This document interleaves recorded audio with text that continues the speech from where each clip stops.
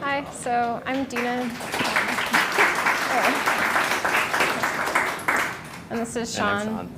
And just to give you guys a little bit of background about what trend forecasting is and what got us involved in it. We all graduated around 2009, 2010 into the recession, and kind of immediately afterwards moved to, I was already in New York, but everyone else came down from Providence to New York. And we all ended up working in creative industries in different capacities. So a lot of it was kind of in and around advertising, graphic design, web design. And what we started coming across were these proprietary research reports called trend reports that circulated on a subscription fee for thousands of dollars, which to us, once we started kind of sending them around internally, seemed like a joke.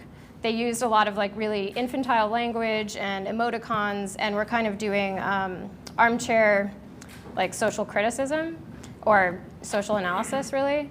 And it just seemed like something that, as artists and having backgrounds in art, we were particularly well suited to do. Around the same time, we also started to see a lot of our peers who are artists enacting a lot of the same strategies that we were seeing coming out in, ad campaigns, and they were ultimately seeming more and more like corporate strategies. But simultaneously, there was this sense that young artists couldn't sort of cop up to the fact that they were working in advertising or in these sort of professionalized creative industries. So the skill set that you would use to like create a campaign on a contract basis and the skill set that you would use to make, a piece of 2D art might be exactly the same, and there's a lot of flow between these two different states of being, yet they're sort of like firewalled by the sense that like real artists don't have day jobs and real artists don't engage with consumer culture. Yeah. And a lot of what we were also seeing was that as artists, there's this sort of agreed upon standard that the only exchange that can happen between consumerism and the arts is a one-way flow of capital. But what we were seeing was a two-way flow of, intellectual and creative capital happening. So what we decided to do was, instead of reify these documents and charge thousands of dollars, which would have ultimately made us business people, we let them circulate for free online, with the key objective being that it circulated equally between the worlds of art and marketing, and kind of opening up the conversation around what is an already really porous space. And a lot of our concerns when we first started working on K-Hole were really about language, because at the same time that the art world was like a very open platform that was addressing a broad audience, the language that a lot of people were using to sort of critique culture and think through cultural problems was really harsh and really complicated, and you needed, an advanced degree to understand it. But then on the other side, you sort of like had these really interesting cultural analyses happening behind the firewall of NDAs within corporate environments. And we wanted to see if there was a way to sort of like bring the openness of the art world to the accessibility of the language in the corporate world. Yeah. So our first two reports, we really tried to stay to the general format of trend forecasts, which usually include one neologism, which is basically a made-up word to come up with your idea. And they're ones that we were deeply inspired by neologisms that we'd come across before. We really looked to William Gibson a lot, who came up with cyberspace, and transhumanism is another really great one. Prosumerism we see happening everywhere. So we did the first two with a neologism and then a number of case studies. And then we got to the third one, which was around the same time that Sandy hit New York. And we all kind of like realized that we were feeling kind of anxious and queasy, and we didn't really know why. So for the first time, we started looking introspectively into what we were as a collective structure and kind of what our relationships were individually to consumerism. So we came up with this rubric called the brand anxiety matrix. So we really were trying to figure out, what's the difference between fear and what's the difference between anxiety. We were really inspired by Donald Rumsfeld's Unknown Unknowns and this sort of meta level of reality that was existing in the government during our early years in high school, yeah. And so we made these axes to sort of think through what anxiety is. And anxiety is usually about things either being legible or ordered, you can either understand something as having some sort of coherent form, or something makes you nervous because it doesn't make any sense.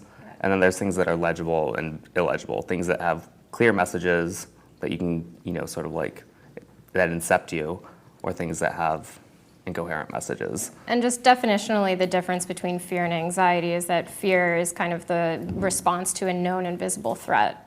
So a legible and ordered threat, such as somebody pulling a gun on you, whereas anxiety is you know that there is something to be afraid of, but you don't really know the source behind it. So we're also kind of thinking of ourselves as consumers because there are times that as consumers you don't always want to be in the quadrant of legible order. There's times when you're like very actively looking for illegible chaos. And we started kind of plotting consumer experiences, but also kind of like things that were happening in the political arena at the time. It was like kind of around the time of the election with Mitt Romney. And yeah. And sort of what we started to notice was that certain kinds of brands and certain kinds of marketing strategies were drawn to different quadrants within the brand anxiety matrix. So a lot of luxury brands end up within the illegible order quadrant, sort of because there's like some idea that there's a genius behind it, like Rei Kawakubo at Comme des Garçons, and you know that she's making decisions, but you're not really sure what the decision-making structure is that's like guiding those decisions. It's kind of like black box creativity. It's the sort of like inspired genius. And this sort of like led us onto like our next idea when we were sort of thinking through the idea of like what would you wear to a meeting with Comme des Garçons, and we all sort of thought, oh, you would wear Uniqlo and Nike.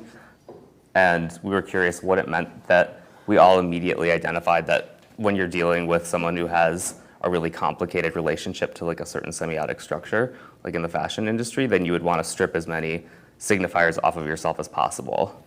So this kind of led us into the fourth report that we did, which, here you go, ended up, claim to fame. Yes, is not the reason why we're here, but the reason why we're a lot of places sometimes, was that we were kind of tasked with looking at generational branding. Because around 2 years ago was, I guess, like the dawn of everybody talking about millennials and individuated generations. And it just seemed like this whole kind of script of all of these articles coming about, talking about the millennial generation being like narcissistic and irresponsible and flaky, and all of these things were sort of blamed as an intrinsic quality rather than one that was just a kind of result of different socio-cultural economic conditions. So what we kind of started realizing is that the narrative of generational branding is a product of culture's anxieties at the time. Usually it happens in 20-year shifts, and generational theory came out around the beginning of the 20th century, around World War I, when you were getting like clearly defined generations completely wiped out through, World War. So what we kind of realized was that this idea of generations, and why it doesn't really make sense now, is that at the root of what everybody's talking about is youth, and what's at the root and what's at stake when you're talking about youth is individuation. So we kind of realized that being special and being individual is everybody's problem, not just if you're a specific age group, which led us to kind of looking at what does the landscape of individuation and specialness look like today. So all living in New York, the clearest example is something that we identified as mass indie, which is also kind of like the Brooklynization of individuality, where everyone's so special that they're exactly in. It's not only hipsters eating farm-to-table produce, it's moms too. Yeah. So we looked at this as like kind of our current situation. Everybody, rather than having like a subculture versus mainstream, the subculture is subsumed into the mainstream. And we were looking at how do people deal with this. So the first one was something that we called acting basic, which kind of goes back to what we were talking about with Uniqlo and Nike, that the kind of most knee-jerk reaction to a landscape of mass indie would be to just erase all signifiers of specialness and uniqueness. But there's some issues with that. The first one being that it's just clearly a 180ing and not actually solving the problem. It's very reactionary. And that then kind of ended up being what was translated as #normcore, which was slightly different than what our idea of normcore actually was. We sort of ran into the problem where we tried to create a really complicated, fuzzy utopian idea, and then it was handed over to the general public, and we sort of felt like they absolutely destroyed it. Or the fashion world. Well, because, more the fashion world than the general. Well, it was like, there's something really yummy about the term normcore. There's a certain paradescence where like things that are really normal are really bland, but then like you add core to it and it's supposed to be really extreme. So what is extreme blandness? No one could really parse it. And so what sort of happened was that fashion journalists went back through the report and found like an easier explanation of what normcore was, which was a phenomena that we termed acting basic, where sort of you had privileged individuals doing what we were thinking we would do if we met Ray Kawakubo, which is stripping semiotic information off of themselves to sort of like cloak their privilege and become an everyman. And specifically, the fashion press gravitated towards this like moment in New York where a lot of underground kids were dressing like Midwestern tourists, which makes a lot of sense in a certain way in New York City, because when like, who is the everyman of New York? It's sort of like the flood of tourists that you're surrounded by. And if you want to disappear into the landscape, maybe like wearing like mom jeans and a flannel shirt is like the way to not seem individuated in any specific way. And since we usually use anxiety as a dowsing stick to kind of identify what we're talking about, acting basic is very much in response to the anxiety of surveillance, of being constantly in view, of wanting to be kind of dissolved into the mass, which I think is kind of interesting when you think about the popularity of Minions right now, just in a slight We side can apply note. a minion to anything, like, But which is the genius of minions, is that it sort of like works in every single context. Like it's just something that can be applied over anything as like in a to make the weird brand way- seem more relevant. Yeah. So Minions is kind of about like the anxiety of being unindividuated, but also kind of a response to the anxiety of being constantly surveyed and wanting to at the same time blend in. Anyway, what we actually meant by capital N normcore was less about opting into sameness and more about the condition of where society was once a time that you were born into a community and had to individuate yourself as you kind of grew up and entered into teenage years. What happens now is that you're born as an individual and you have to go find your community. So what normcore really was about like strategically opening up channels of communication based, either on, it was never really thought of in terms of fashion, though ultimately that's, kind of what it ended up being. Well, it's a philosophical idea ultimately, but like when people come to us, they want us to like say how this philosophical idea is actually iterated in reality. Yeah. And so we sort of like face this conundrum that depressed us in a lot of ways, because we realized that certain kinds of ideas work better in the public realm than others, and that some ideas like actually have more currency than others. And it was a strange moment for us to realize that we had created this term that had all this cachet, but was ultimately like a misconstrual of our original intention. But kind of at its core, what we were talking about is, with normcore, is about privileging communication over exercises of individuality. So to go back to the reason why we're here, we're working on our next report, which is coming out next week, actually. And we decided to kind of think about Miami as one of the case studies for the report. So we came down here with that sort of being like the task at hand, but realizing after a 2-day residency and as only having been in the city before for Art Basel, that we needed to zoom out a little bit more. We'd done some cursory desk research, and we'll tell you more about the case studies that we ended up actually doing. Well, the idea of coming to Miami and doing a case study about Miami appealed to us, but sort of like as soon as we landed and confronted the reality that 2 days is not a very large amount of time to understand a really large, complex social organism. Yeah, and to not be in the position of being outsiders that come in and be like, whoa, this shit's really weird, and essentialize the city that you all live in. We decided to kind of get out of the way a few of the known knowns about Miami that we're not really going to be talking about. I mean, we obviously came like prepped with some desk research, so there's like some things that we sort of knew about Miami coming here. One of which is that Miami has some of the highest income inequality of any city in the United States. Another known is that it's built on a porous bedrock, so there's a lot of anxiety that it's going to sink if the oceans rise, and nothing can be done about it. It's New York's kind of the same way, it's fine. Yeah. California will split off. Yeah, we're in coastal cities too. We know about sinking.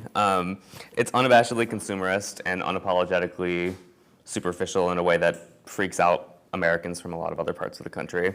And it also has a balkanized municipal landscape that sort of makes it hard to define what exactly is inside of Miami and what is outside of Miami. Because obviously the the actual municipality that's called the City of Miami doesn't really encompass this whole urban area. Yeah, and something that's slightly different from what we experience in other American cities is that from our perspective here, is that a lot of the anxieties are imported, that foreign investment is kind of hedging on political and economic instability in their home countries. So offshore investments land here.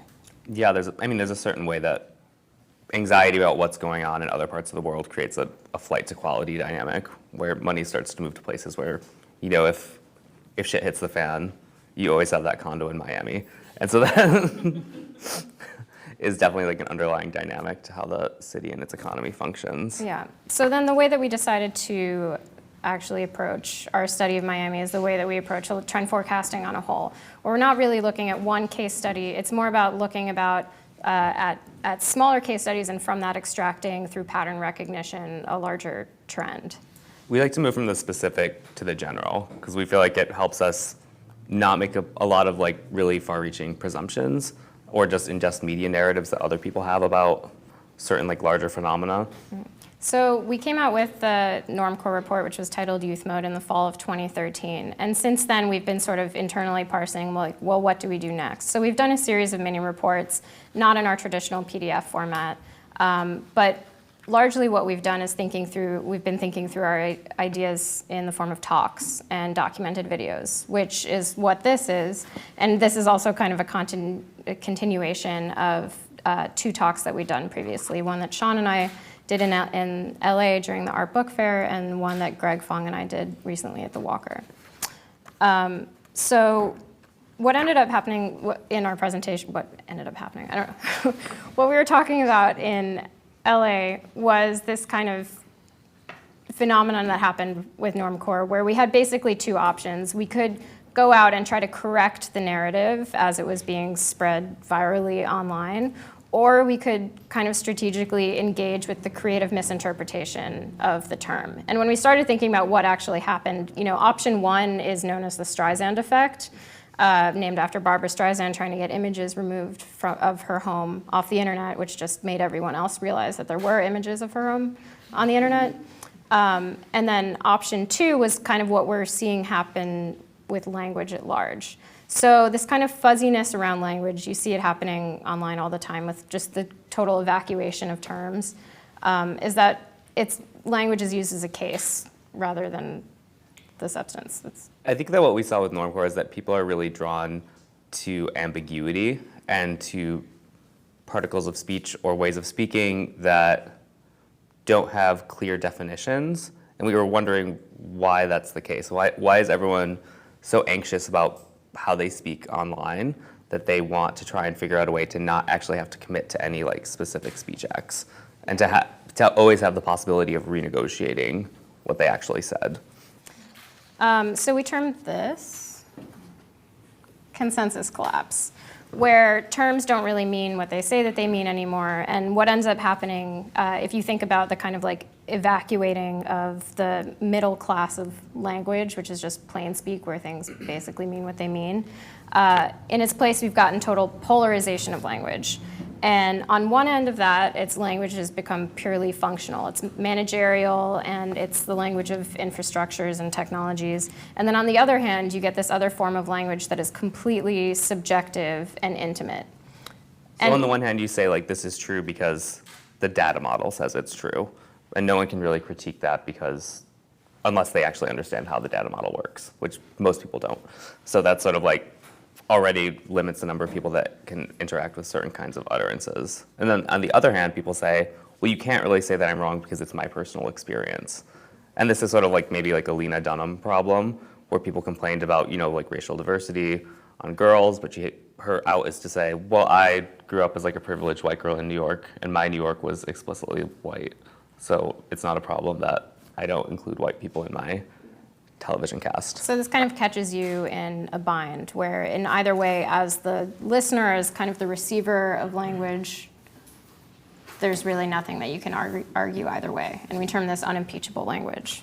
So we were really trying to think through like what this meant, and like if this was what drove normcore to become this sort of like strange amorphous term. And what we realized was that in a lot of these situations, especially on the sort of like more subjective level, this had created a scenario where people were ascribing a lot more agency to their subjectivity than they probably should have. It was like weaponized subjectivity.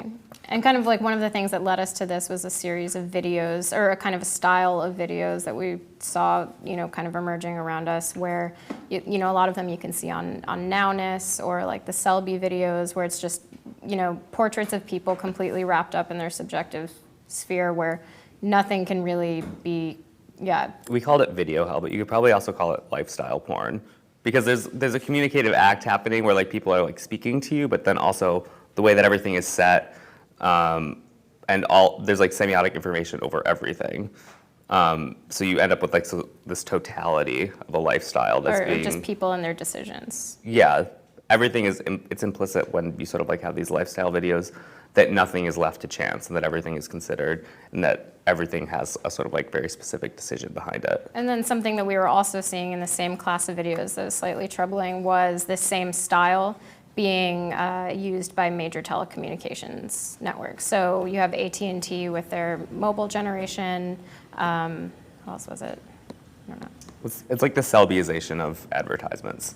Yeah, which is kind of an interesting layer of what we were talking about. It's like the kind of subjective language used as a mask over technological language. So what we were curious about is, does this sort of unimpeachable sort of language actually become a double-edged sword? It simultaneously makes you feel omnipotent and totally fatigued by the perceived importance of all the individual decisions that you're making. And you end up exhausted because you feel responsible for all the decisions that you make. So at the Walker talk, we were sort of trying to think through what this meant. And we've termed this phenomena lifestyle burnout, although we're still not totally excited about the name. But when we were talking about it in the Walker, we were talking about it still in the terms of communication, which is like kind of how we've been approaching everything lately. So when we talked about it there, it was kind of about this anxiety that comes with being always on, not having any differentiation between work and play, being constantly accessible, and then the response to that being about kind of like retreats into the woods, or being like a chosen Luddite. Yeah, I mean, and when we came to Miami, what struck us was that this model seemed not here at all. It seemed totally absent. And so we were wondering if we were just like having, like filter bubble problems from spending too much time in Los Angeles and New York, or if that sort of model of dealing with the anxiety of being always on call was actually just like not entirely exportable to different contexts. Yeah, and also kind of realizing that when we're talking about lifestyle burnout here, it was about materiality and consumption and less about communication. And I think that that's why that is that what we're seeing is not as many instances of like mercenary 1099 consultants. It seemed like a lot of the mentality that we were encountering here was sort of like a work-play, very clear split. It's what we've been calling like conservative partying, where you get bottle service and listen to David Guetta, and then go to work the next day and get an IV treatment to treat your hangover. Yeah, they come right to your house. Symptomatic, yeah, just dealing with the symptoms of that. But the whole thing with lifestyle burnout is that if you're taking a retreat, the idea is that you have something to come back to. You're not really being escapist completely in this way. Even if you spend most of your time making trinkets that you sell on Etsy, Yeah. you still have to go online sometimes to, re-enter the market and actually sell them. Which led us to resort mentality. So when we came to Miami, we were sort of thinking about, like, obviously, like, Miami isn't like this huge, like, high stress, high intensity urban work environment in the way that New York is. And it seemed like the actual thing that was going on was that there is just an entirely different cultural scenario here, because Miami was initially developed as a resort of some sort. Like, some of the first developments in Miami Beach were hotels, and it has always had an aspect to it where there are people coming in from all parts of the country, of the world, who are staying here part-time and who are relaxing. And so this whole like over communications anxiety of like being a 1099 mercenary seems sort of absent, because these people seem to have more traditional job structures. And when they're on vacation, you're on vacation. Yeah. And you turn your cell phone off and leave it in your hotel room. It's paid vacation versus a working vacation. Which led us to thinking about other differences here is that when you're dealing with a kind of resort mentality of constant flow of in-out and permanent residences, is that a lot of the attraction is less about the infrastructure and more about the offerings. So living in New York, you're very aware of where your taxpayer dollars are going, and you're very much moved by the infrastructure of the city, whether or not it's, you know, trains and buses or just being in constant contact with a general public all of the time. Whereas what it seemed like here is that so many of like the industries and businesses around Miami were kind of geared towards amenities. So whether or not it's luxury fitness or nutrients, I'd say nutrients over like food culture because it seems like that's slightly more the mentality. And on like a sort of New York versus Miami axis, it makes a lot of sense because when you go to New York, you want to know like how fast you can get to place X. But maybe when you come to Miami, you want to like, the differentiating principle is like more about how relaxed you are, like how pleasant your experience is. And these are just like two entirely different mindsets. There's like no questions or comments section of New York. There's Yelp and 311, where it seems like in a hospitality-driven city, it's very much based on feedback rather than kind of structural demands, in a way. Well, we were thinking about the sort of like feeling that there maybe isn't that much infrastructure in Miami, or that's not a major concern, but the different like amenities that are available through, you know, like the free market in different areas is sort of maybe what guides development in a more specific way. We sort of decided to dial back our interest in communication and media and actually just start thinking through bread and butter services and products that you can buy in Miami that were maybe like creating the atmosphere that we were encountering. So we looked at three specific case studies, which iterations of them and actual franchises of them exist throughout the country, or at least two of them do. But there's something really specific about the breed of them that we experienced here. So the first one is Barry's Boot Camp, which I did yesterday. And what's kind of interesting to me about Barry's is that it's really militarized only in that it has, you know, shades of gray camo and, you know, a militarized design aesthetic. But, you know, just for anyone who doesn't know, it's a workout that is the best workout in the world.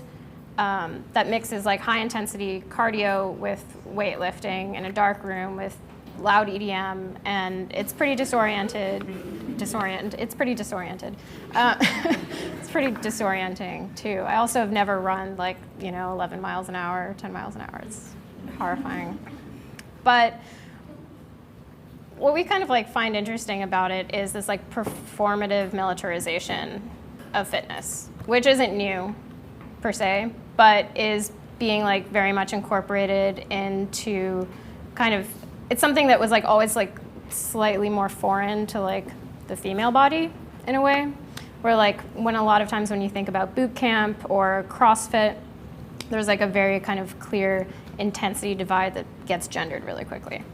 And then there's like also very kind of specific boot camp and CrossFit bodies. So coming from like both New York and LA, not to just kind of divide things on city lines, but it's really just our visible day to day, is that you experience very different bodies here than you do elsewhere.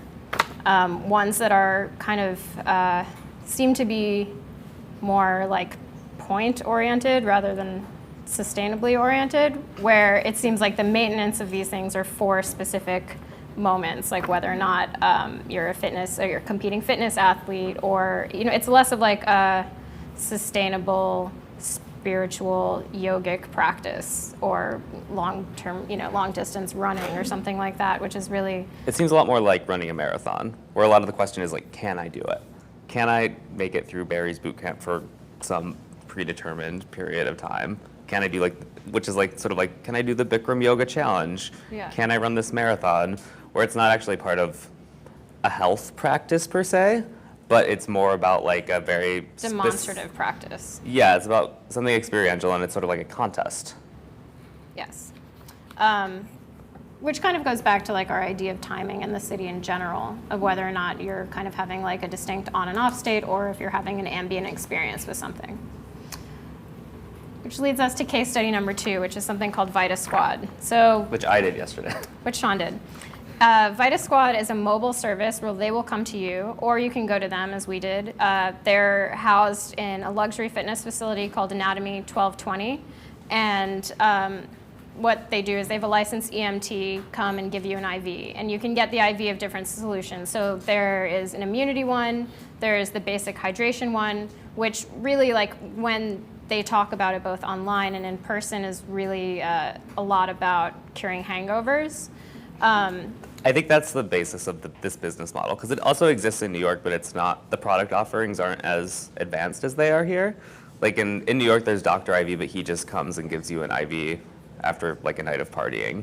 But this was like a more specific destination that was also folded into the whole package. Though they will come to your house if you ask them to, with 30 to 45-minute notice. Heads up. And the sort of the difference between the sort of basic IV saline solution and these other product offerings is that the other product offerings are really abstract. You don't really know what they're putting into you and why it's going to help you. We actually at no point got a nutritional. We never got an ingredients list. I mean, I also didn't ask. We didn't I didn't ask for one, but I don't know if that would make any That's on difference us. because it's still. Did you send a waiver? Yes, Yep. of course. Yes. Clean needles was great. But so there's an anti-aging one. There's an immunity boost one. There's one that's supposed to help your hair and nails. I think that was the anti-aging one, because we asked what was anti-aging about it, and they said it But I helps thought your hair that's and the nails. beauty one. Okay. It's. And then there's one. There's So one that there's stands out. there's a lot of crossover, and there's like a mega mix sort of all of the different ones in a giant bag that costs slightly more. Yeah, and you can choose between 500 and 1,000 milliliters, which is a lot of fluid going into your body. But 500 goes in about 10 minutes, Yeah. and you can really feel it like alter your energy level, which is kind of creepy, like as it's like pouring into your body. As you're watching it pour into your body. The whole thing was like really interesting. And the other fun part of it is that they're very interested in it being Instagrammable, which is like not something that a medical facility would allow. Yeah. And so we took this photo there yesterday, but they were very like into helping us photograph this, like they're like brand managers, is that who we spoke to? Like actually like help take photos of like the two of us together. Yeah. But I think that overall, like our interest in both Barry's Bootcamp and Vita Squad is that just how kind of reactive both of these examples are. Is that they With the hangover treatment, there's like an element of like you want to see if it works, and you're curious like if I got really drunk and then the apocalypse happened the next day, could I get an IV treatment and recover really quickly? Like, And the answer is are there probably actually yes. short circuits to resiliency? Yes. But when are you like really hungover? When you? No. But I don't think that really. I mean, Sean's usually I'm dehydrated. constantly dehydrated. So. I smoke a lot and have like stimulant prescriptions and caffeine in my body at all times, so He needs the it's hard to fluids. hydrate, yeah. So, moving on, our third case study. So we were obviously interested in the real estate, and we wanted to like get down to brass tacks, and we sort of found this example online that's not completed yet, and it's called the Skyrise. And the funder says that most of the funding is coming through China through the EB-5 visa program, where if you invest $500,000 and Homeland Security checks out that the funds are clean and that investment creates 10 jobs, you can get a green card. And we thought that this was actually more interesting than a lot of the condos, because there's obviously an element right now in a lot of cities around the world, like Dubai, New York, London, Miami, where patches of land are sort of having their air rights concretized and made, physical, so that these like pieces of land can be turned into different sort of like financial packages as investments. And what we thought was interesting about this was that instead of this sort of like pretension that these units would actually be lived in and used as condos, they're actually asking people to just invest in like a vertical structure that would have different amenities and amusement parks built into it. Yeah, and in a lot of the language surrounding it, it's kind of unclear whether or not you can actually live in these condos, which we kind of assume that you can, but a lot of kind of the talking around it is just purely amenities based. Well, it's a sort of vertical amusement park, which we thought was a funny addition to Miami, and also sort of spoke to our initial sense that a lot of the money that flows into Miami and powers the economy is sort of like predicated on instability in the rest of the world. And there is a desire by wealthy people from abroad to have the possibility to have like the sort of like anchor condo that they can always come back to. Yeah, and it was kind of on our speculation, but of these 10 full-time jobs, you know, what better way to keep somebody occupied than run a roller coaster or man a bowling alley or, you know, run a movie theater. Don't relate to it. But, you know, the main issue with this is that what happens when the elevator stops working. Or kind of like in a lot of these cases leads us to what our kind of big takeaway idea is, which is Survivalist cosplay. And this is something we've been thinking about for a while as a sort of repost to lifestyle burnout. And what got us thinking about this idea was a television show called Naked and Afraid, which is on the Discovery Channel, and that's where this image is from. But so two self-proclaimed survivalists are taken to some random part of the world, like the Argentine cloud forest or maybe a beach in the Yucatan Peninsula, and they're dropped off. They don't know each other. They're nude. They have a machete and a fire starter, and then the challenge is that they have to survive for 21 days. So obviously, like this whole survival scenario is entirely contrived, because there's probably not going to be a situation where that exact scenario would happen to you, and you would actually have to try and live through it. but you never know. But you never know. And this kind of goes back to our thinking that the apocalypse is everybody's problem. And this is sort of what drew us to Barry's boot camp, because there is a sort of affinity towards these short-term, extreme, situational, like sort of like consumer experiences that we find kind of interesting, and that why are people concerned with resilience? Why are they trying to test themselves? Yeah, or why are people kind of trying to demonstrate to themselves mostly that they would be able to survive if they needed to? They're sort of performing a level of Darwinistic. And they're performing a level of anxiety about like the potential of the apocalypse. Yeah. And also in like a very American sense also, because a lot of what we've been looking into doesn't seem to actually have analogies outside of the United States, which maybe just has to do with the short historical memory that Americans have and the inability to like narrate beyond a present of being like a sole global superpower. So kind of when we're thinking about, these are our key takeaways from the differences or the sort of like spectrum that we're talking about between lifestyle burnout and survivalist cosplay. The first and I think most important one being that survivalist cosplay is really concerned with the situation and reaction, whereas lifestyle burnout is really concerned about sustainability and duration. And is I think we said this in the second report, was that people really aren't concerned with living longer, they're just concerned with living at 100%. And that kind of falls under, that's a maxim that would fall under the survivalist cosplay thing. Yeah, the survivalist cosplay sort of embraces the fact that these things are a bit contrived. Naked and Afraid is contrived. Barry's boot camp isn't really like a military boot camp, but they're sort of creating analogous structures where they can explore the sort of extremes of their bodies and their experience. Yeah, and then kind of the second one being that the sort of self-sufficiency and like extractive elements of lifestyle burnout, where you're taking yourself out of a situation, where you're retreating, is also kind of a lot fueled by anxiety, but also about guilt of one's own relationship within the consumptive landscape. So in some sense, you know, moving up to a place like Hudson is a lot about kind of minimizing visible difference in your landscape or eliminating the service economy. But what that's actually doing is relying more on invisible labor. Whereas something like in Miami, the service economy and visible difference is actually very present, and seemingly, at least from our 3-day experience here, it's like you see where the lines are drawn, basically. Well, but The lines are drawn, but there's also the possibility to move back and forth between being a producer and a consumer in survivalist cosplay sort of scenarios. Whereas the survivors on Naked and Afraid are participating in some sort of like strange contest, but at the same time they're paid contestants on a television show. And in the same way, people who do Barry's boot camp, I'm sure that there's some of them that aspire to actually be boot camp trainers themselves. Oh, yeah. So there's a way that there's like a fluidity between occupying a consumer role and a producer role in survivalist cosplay scenarios. Yeah, which is also kind of similar, but in a different way with lifestyle burnout, where you're growing your own vegetables and sewing your own sweaters. Also kind of a prosumer.